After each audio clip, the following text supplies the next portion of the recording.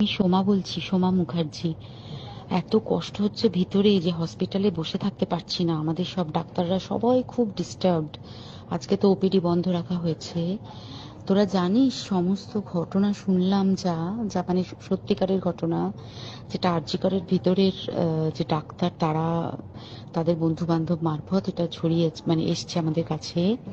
Actually যেটা ঘটেছে সেটা হচ্ছে, আমি শুনে তো মানে বিশ্বাস করতেও নিজেকে কেমন লাগছে রে। প্রত্যেকটা আমাদের ওয়েস্ট বেঙ্গলের প্রত্যেকটা মেডিকেল কলেজে, বিশেষ করে কলকাতার সরকারি মেডিকেল কলেজগুলোর প্রিন্সিপালরা, ডিপার্টমেন্টাল হেডরা, প্রিন্সিপালরা বিশেষ করে, তারা পাশ করানোর জন্য স্টুডেন্টদের কাছে রীতিমতো টাকা নেয়। যেসব স্টুডেন্টরা, ইন্টার্নরা, পিজিটিরা যারা ভালো করে ক্লাস করে না বা থিসিস তারা জমা দেবে, পিজিতে তো থিসিস জমা দিতে হয়, তো যারা MBBS final year final pass করবে না সাপ্লি পাইয়ে দেবে, ইন্টার্নের কমপ্লিশন দেবে না, ইন্টার্ন হওয়ার পর কমপ্লিশন না দিলে তারা রেজিস্ট্রেশন নাম্বার পাবে না, এই সমস্ত ভয় দেখিয়ে টাকা পয়সা নেয়। সমস্ত জায়গাতেই এটা আছে। এর মধ্যে সব থেকে নিকৃষ্টের থেকেও নিকৃষ্টতম হচ্ছে সন্দীপ ঘোষ, প্রিন্সিপাল, যে তোর আমাদের কি বলে আরজিকর মেডিকেল কলেজে। সেখানে ভাব যে ওনার একটা বিশাল নেক্সাস ছিল, যাতে উনি বেশ কিছু ইন্টার্ন, হাউস স্টাফ এদেরকে দিয়ে ওই নেক্সাসটা চালাতেন। তারা ওখানে একটা সেক্স র্যাকেট চালাতো, তারা একটা ড্রাগ র্যাকেট চালাতো। ড্রাগ র্যাকেট মানে ওই যে ওটাতে বলেছে না, ড্রাগ মানে শুধু ওই হেরোইন আর ব্রাউন সুগারের ড্রাগ খাওয়া বা মদ খাওয়া নয়।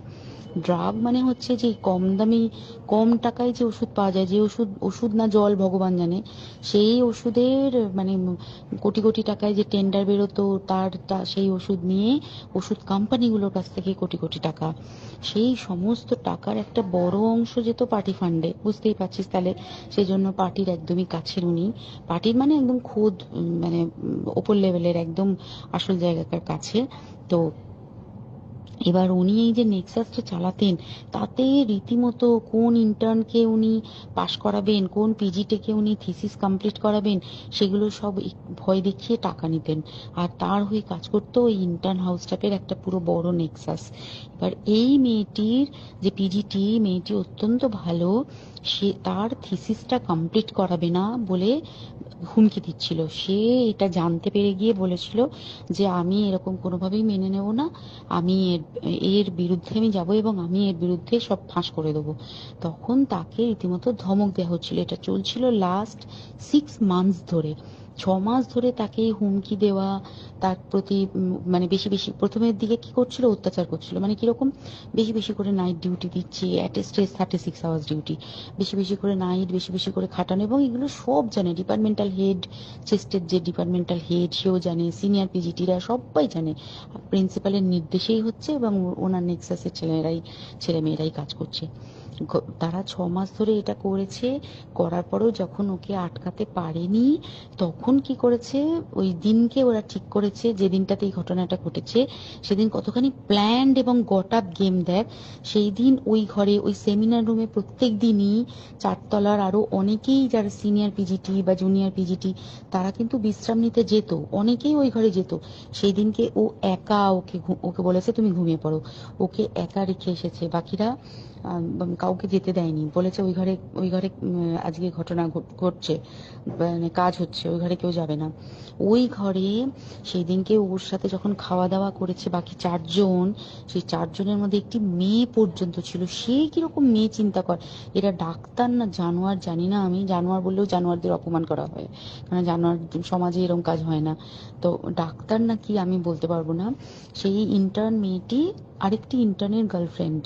তো তার সাথে ওই পিজিটি মেয়েটি প্রচুর ঝগড়া হয়েছে। ঝগড়া হওয়ার পরে তারা তো হুমকি টুমকি দিয়ে চলে গেছে, দিয়ে তারা বলেছে তুমি ঘুমো।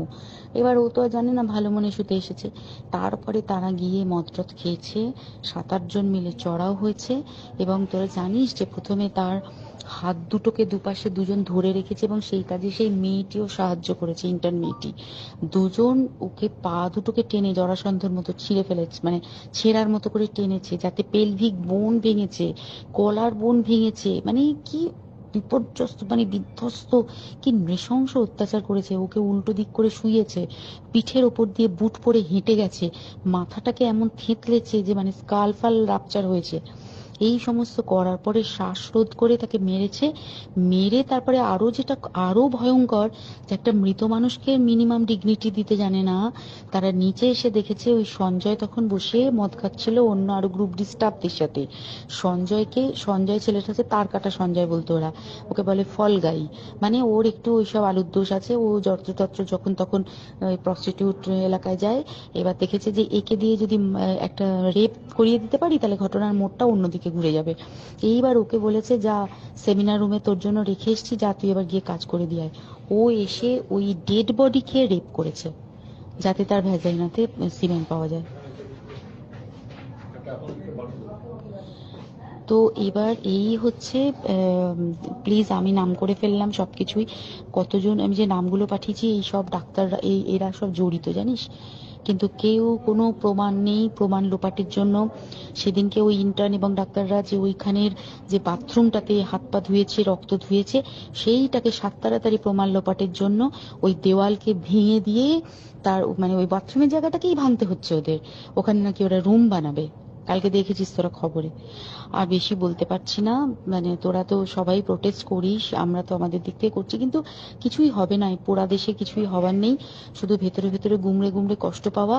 আর আগামী প্রজন্মের যে ডাক্তাররা বেরোবে, তারা যে ইন্টার্ন বা পিজিটি বা এই যাদের কাছে আমরা যাব ভবিষ্যতে, তারা কি ডাক্তার না কি আমি জানি না, কি নিয়ে তাদের কাছে আমরা যাব আর কি করেই বা আমাদের পরের প্রজন্মকে আমরা সুরক্ষিত রাখবো।